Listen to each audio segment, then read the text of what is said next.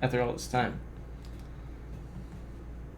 Ooh, Briahna Joy Gray interview with Kyle. Yeah, I think I have the number point there. Wait, tell me what we're looking for. Kyle is vote blue no matter who. Briahna is I want to vote for Cornel West despite Biden being the most, most effective way to bring left-wing policies. This is it's a battle amongst left-wingers infighting. It's a painful... destructive tendencies. It's a painful... I mean, I will give Briahna some sympathy in the fact that it's painful. The fact that she's what? I'll give her some sympathy in the fact that it's painful to vote for someone like Biden. It is true. I mean, Nina Turner, right? It's like a plate. Was it? Yeah, I think it was a plate of shit. Or eating a plate of shit. The guy is a warmonger, creeper, all these things. It's horrible. Horrible man. But when you're stacked with 3 plates of shit, and one of them is 2 plates and one of them is a single plate, your options. I mean, it makes more sense to eat only 1 plate of shit. Yeah, like, which one are you going to go for? The one that tried to overthrow the elections and destroy the democratic process straightforward, or do you go with the man... But the painful part about that is that in either case you're eating shit. Yeah. You know what I mean? I understand that, but I don't see how, the idea of, let's vote third party, despite the fact that Republicans would win if we all, if a good, 20% voted third party, you would just lose the vote to Republicans every election. I would ask you one question, though. The Republicans wouldn't let you win. From my heart of hearts, how long does that keep going for? Go on forever? Fuck. Well, I mean, you can say there's a long-term process, where as long as we can primary, get more AOCs, get more Rashida Tlaibs, more Ilhan Omars, get more of those people in there. And then it's just a long, incremental process.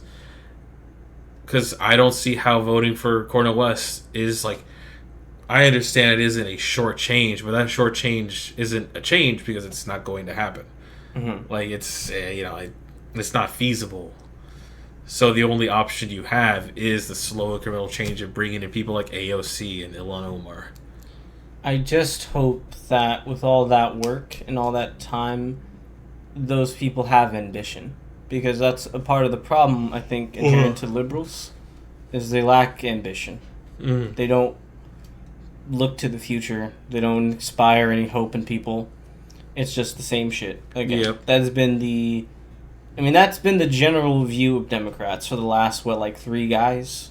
Yep. It's you're just continuing Obama. That was kind of the look that Hillary was going for, and that's kind of the look Biden was going for. Yeah, there was a really lively idea that Hillary would become president and then make Obama Supreme Court justice, because he was a constitutional law major. Yeah. Delusional. Delusional. The blue hat mindset, yeah. Yeah, it's gross. But, Let's watch this. Let's see what they're saying. But I'm going to speed it up, though, just so we're not... I'm so glad it's not as hot anymore. It probably should be just 1.25. 1.25? Yeah. Too fast for you? Too much information? Uh-huh. I understand. Thing is coming down the pike, precisely because we've enabled that to be the case. And many people, I don't feel quite this way, but many people feel as though there is an energy suck that happens with even paying attention and voting in these general elections. I think that your points about what's happened on the state level of Minnesota, et cetera, are much stronger. I know that, for example, Savvy Sad is always making the case that, don't forgo electoral politics, focus more on what's happening on the local level, and I think that is a perfectly reasonable argument to make as well. But so, I don't think the local level has to come at the detriment of the federal. I agree with you 100%. Local groups should focus on staying local because, especially when they start out small, 30 people doesn't seem like a lot, but from someone like me, trust me when I say 30 people assembling anywhere for one reason is something that the local newspaper will talk about. You will get coverage. You get your message out there. If you had 30 people go together to a city council meeting, you'll get a headline. It doesn't sound that big, but trust me when I say you will, and you should do local activism. But that doesn't have to come at the extent of federal elections. I don't understand why. I mean, your guy was never going to win on the federal level, but he might actually win on the local level. And those people would, like you say, go into Congress and actually, be able to do a lot more. Mm-hmm. Or into other bureaucratic positions. I do agree. But just because I want to be sympathetic for a moment, Democrats offered so much in terms of... I think I know why I keep bringing up the Democrats' lack of ambition. Obama's message, hope and change. Obama wanted to do all these things. He promised a lot. And he was ambitious. But his presidency was like a lame duck. That's what a lot of people describe. He was just... Yeah, he wasn't... And I don't know if that's... He wasn't... Like, with a supermajority, he didn't actually use it to its full potential, yeah. I do think that there is a failure to recognize the extent to which there is a validation that takes place of the status quo.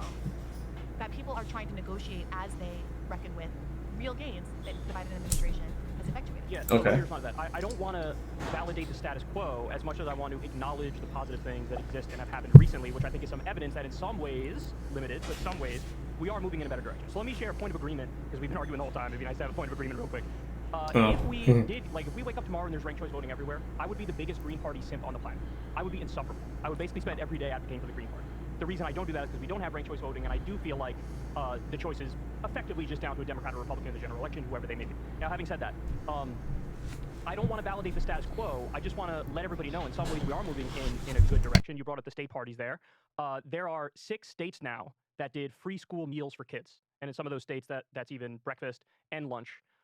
And people are not going to be surprised to hear this. Those are Democratic states. And you have the Republican Study Committee, which is basically 3/4 of the... What was that? I think he was talking about... He's talking about student lunches becoming free in liberal places but not in Republican places. And it Let just me goes tell to you show something that. about that, too. Yes. For a lot of kids going through public school, that is going to be how they get fed.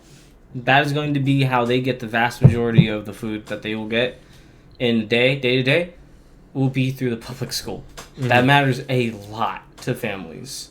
So I think that's a really good point. Yeah.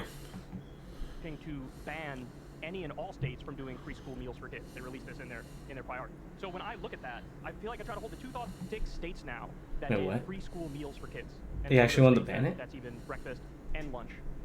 And people are not going to be surprised to hear this. Those are Democratic states. And you have the Republican Study Committee, which is basically 3/4 of the House GOP. They're pushing to ban any and all states from doing free school meals for kids. They released this in their... Oh, I remember. We talked about that on a previous stream. Trying to stop it? Remember the platform? Yeah. Being against... Oh my school. god. Yeah. Fucking evil, man. Evil. Fucking evil. It is evil. Like those kids, I would even argue rich kids should have the option. It's not up to them poor or rich what their parents are doing. Like, wouldn't you just feel bad if you just saw a kid without food? Yeah, like... Just no matter where they come from. Be a fucking person. Be a human being. If they want it, they can have it. If they don't want it, they don't need to get it. Like, why is that so fucking hard to understand? Yeah. Like, I feel like... But this is where I think politics is a little crazy. Because I feel like if you asked 100 people, 1,000 people, 10,000 people, any state, conservative or Democrat, I feel like most of them would agree that feeding kids would be alright. So I wonder how that dissonance happens. Maybe I'm wrong, but I don't think that's... I fucking hope that's not true. In their priority. So when I look at that, I feel like I try to hold the two thoughts in my mind at the same time. I want Cornel West to be president, but I also know that given how structurally deficient and biased the system is right now, it's not going to happen. So given that, yes, I would prefer... Let me ask you this, because I feel like there's a better way to put it. Forget about voting. Voting's irrelevant, right? Let's just say it's election night 2024. It is all of our worst nightmare, Biden versus Trump. Not voting, but that night when you know it's going to be Biden or Trump winning, are you sitting there like, yeah, of course I would prefer Biden win over Trump? Honestly, it's like 50-50. I don't care. Okay, all right, that's an answer. It's not my party. That's an answer. That's an answer. radical. People are going to be very upset with me. I don't care. I don't care. There will be people. Yeah, see, that's the part where I cringe. And so really, you don't see any big difference, nothing at all, between a person who does Jan 6 and a person who did the child tax credits. Like a person who would give money to lower middle income people. And then, you could say Trump did some stuff to lower taxes, but some of them on sunset provisions. but they don't last more than a year. Ironically, in the same way where Biden's child tax credit didn't last more than a year. But point being made, typically blue wing policies are better. Yeah, you have things like increasing Pell Grant, stuff going. like student aid, stuff like closing off student debt for people who've been paying for 15, 20 years. While that's happening, keep in mind tuitions are about to go up. Yeah. For the CSU, which we will talk about later. I mean, you could argue while a lot of those things are good, they're not enough to combat the current, like the rates of inflation, the growing housing market crisis, the fact that people don't have enough money to live where they work. I mean, you got to keep in mind that these have been problems that have been ongoing for a long time. Will Trump make those problems better? No, I don't think he would. But will Biden be a drastic change? I think he will sell himself as that. But that is the only thing I can guarantee. You know what I mean? Yeah, I don't think he stands for drastic change. I don't think he is drastic change. But then again, is it good when unions are at least, you could even say they're not really being supported by the NLRB. You could say that, the federal departments, they're not there, swinging the bat for them 99% of the time. But if Trump's in there, they're swinging against their team. They'll be actively, against union operation. The head of the EPA will be a dude from a coal company. Or the head, what was it, Medicare was part of a department that, took money from Medicare fraudulently. The education head was the people they bring into advocate. office will affect how these policies are implemented.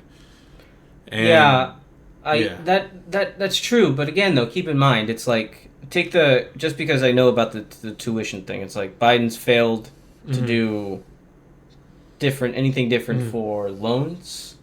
He hasn't decreased to tuition. Yeah, he's expanded the Pell Grant, but there's no way that Pell Grant increase matches the tuition increase. So, to be fair, a lot of those students won't have to pay for it, but the 40, I think it was 60% of students don't actually have to pay tuition because they get financial aid.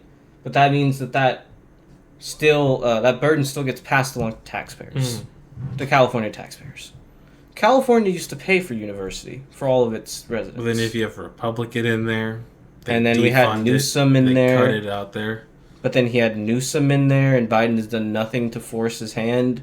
California, a state that leads the union in policy, yet they are probably the worst of this lack of ambition. The fact that they don't. There is Cal Grant that gives a lot of money to students and makes it basically free for people that make under $50K, $60K. A lack of universal health care. That is something that they don't go for. But then again, what are you going to get with a Green Party candidate? Nothing, because they can't make it to the presidency.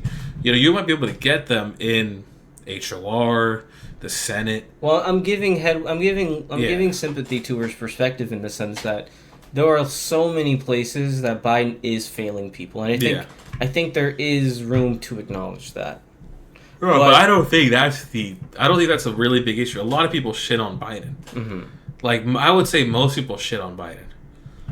Yeah. And that's it's a God-given right. But it's what else? You're like a rat in a cage. You got to give more emphasis to how bad Trump is. I guess is my argument. It's one cage just is worse than the other cage. You're still in a cage. Yeah, that's fair. Agree with you. I don't think you. I know. Yeah. They're my audience, and I've come to this position after talking with. I gotta say. That was a little weird. I loved college. I'm sad that they're shutting it down. But part of the reason I loved it is because I would talk to people who were calling me. I would hear their doors dinging in the background because they were doing food delivery, or they're EMTs, or they're this gets characterized as a privileged position that you don't care who wins, Trump or Biden. My experience is the people who have been taking this position, this is just anecdotal, tend to be people are the lower end of the economic spectrum who do feel like their lives aren't meaningfully different under a Trump versus a Biden, and who would rather rock the boat and throw a monkey wrench in the machinery if there's even a fracture of a sliver of a chance that it has some outcome other than what we've been experiencing for their entire lives. I hate to say it, but I don't agree with you, because I've been talking to average people too. And I have several articles published online. You can look my name up with Random Links News. You guys can find me. If you want proof, they're out there. My name is out there. I have been to the union. I've been to the picket lines. I'm going to more this week. And I'll tell you what they've told me. They want the security of unions. They want those unions to have enough power and to push back against their corporations so that they can get better pay and better pensions, better workloads, and they will support Biden if Biden backs unions, even pretends to. Because in those people's minds, they are economically self-interested. They are not there to rock the boat. They're trying to find the guy who will give them the best deal because they're smart. Like, the rock the boat, that just sounds like, you're poor after you graduated college. Like, maybe that's who she's speaking to. Like, I'm people broke who are after poor college, it sucks. with a college degree. And, I would say most people, like, a normal working American doesn't even conceptualize the idea of, like, rocking the boat, going third party, and doing all, like, just voting, They just want their politicians to support them. Yeah, I don't think they go that far in. At that point, they're sort of like a political junkie. Fair enough. You gave a direct answer, so I respect it. The other thing I would say, though, because you said you're basically an accelerationist, that you think things need to get better in order for them to get worse. I feel Worse than in my own class. The conflict between me and Saul here. Mm. I believe some things do require ambition. If you ever want projects like the sewers that were added to the entire country, in the early 20th century, if you ever want industrialization levels, or hell, even space travel, or, I would even argue a Medicaid for all system, you would need an ambitious government. Mm-hmm. That's the only problem I have with the incrementalists. Yeah, but how are you going to get the ambitious government? And that's the part that I have the problem with. It's like, yes, if you had somebody like Cornel West or even Bernie Sanders, you could probably get a much more ambitious government, but you're not going to get an independent or third-party candidate who's that ambitious because they are literally rigged out of that position. Like and so it's a non-starter. You're putting the cart before the horse. And like, as much as I'd like to believe that you can get that ambitious third party in there, you're not going to. And the local level mayor, you can even probably get a governor that's third party. Maybe you get them in, but like, I don't think you can get a president that's third party. Too many things are in their way against them, where it's one party takes all the votes. Do you think it's possible to get someone more ambitious through the Democratic Party? The closest we got was Sanders, but as we've seen, they're willing to basically rig it against it within the walls, and that is very bad. The fact that the DNC is willing to just rig it against Bernie, it was like Bloody Tuesday where everybody folded in against him. Depending on how you want to frame it, to be fair, that is how much it took to stop him. Yeah, but he would have never had that momentum and that strength without being part of the Democratic Party. He wouldn't have the name recognition of the Democratic Party. He wouldn't have the support. Backed him too, though. Mm-hmm. Keep in mind who backed him. People who were a jolly motley crew of young people, old people, extremists, incrementalists. So there is cooperation that is necessary. Think of it like that. Any one news source, particularly an independent journalist who puts out 1-hour episodes twice a week. Oh, but you do right. Many of which. Are you an independent journalist? Well, Briahna Joy Gray? Yeah, see, she called herself a journalist. Yeah, so you don't agree that Briahna Joy Gray is a journalist. You would say probably she's a political commentator, but not a... What's your work? I mean, like, I'm a journalist, but not here. When I'm doing this, I'm a commentator. Yeah, you're not, I'm a bullshitter. So you're saying the difference between being in the office versus being in the field. No, not at all. I got a social media account where most of my stuff goes. It's not about being in the office at all. It's just about presentation. Oh, so you think it's all in presentation. It's a beauty thing. Oh, because I'm prettier than her, yeah. No, well, you're saying that the difference between journalists and political commentators is in the way that they present themselves? Because you present yourselves... What is she presenting? Opinions, facts, that type of thing. Okay, so you're talking about just basically what they're saying. Yeah, what are they saying, yeah. Basically. So you can be a journalist without ever going out and reporting on things. There's some gaming journalists I know do that. That's the problem, is that you gotta report for gaming journalism. There's, like, outstatements and stuff. It happens. Some people do work from home, but what's your point? Yeah. Well, I was just wondering where your line is between commentator and journalist. It seemed like you commentators when you have more opinion than fact. Probably, but that's more of a gray line. Yeah. Because a commentator can do journalistic activity. Yeah. But if the vast body of their work is commentating, I think I would feel comfortable calling them a commentator. At the end of the day, you would say that Briahna Joy Gray is a commentator? I get the vibe she is, but I don't know. Okay. Let's look at what she does. Let's check her out. I thought she was just mainly a commentator. I mean, she's an activist, and she worked on the Bernie Sanders campaign. Or no, was it AOC? Well, one of the two. Yeah, she has a Bad Faith podcast. If I remember right, she was also on Rising for a little bit. I mean, you could argue some of this is, I guess. Interviews are part of journalism. Okay. You could argue it, maybe. I don't really know. Could be. We're not going to sit here and watch them right now, though. No. We could honestly move to the next thing. We've been here for a while. Yeah, we've been here for a long time. Well, I guess we should conclude it with the... With the Briahna Joy Gray isn't a journalist. No, Yeah. I just wonder with this is that... I think... I hate that both sides it on this one, but I think both sides have valid opinions. Oh, okay. But I think they're also talking past each other to some extent. Yeah, I know. It's really frustrating when you see people, they're like... Yeah, they're just talking past each other. It's like, they see each other in different ways than they really are. But I also don't like the way Briahna... I feel like Briahna is saying... I don't like because I'm going to sound like a sexist, but I feel like I would have said it differently. Because I think... Because, the vote blue no matter who, that ideology getting us here, I think that is another way of just saying the Democrats didn't do enough. Yeah. But I think she didn't say it in the best way. Mm. But then, Kyle says, but if everybody voted blue, we wouldn't be here. But I feel like that was the junction. Where it's like...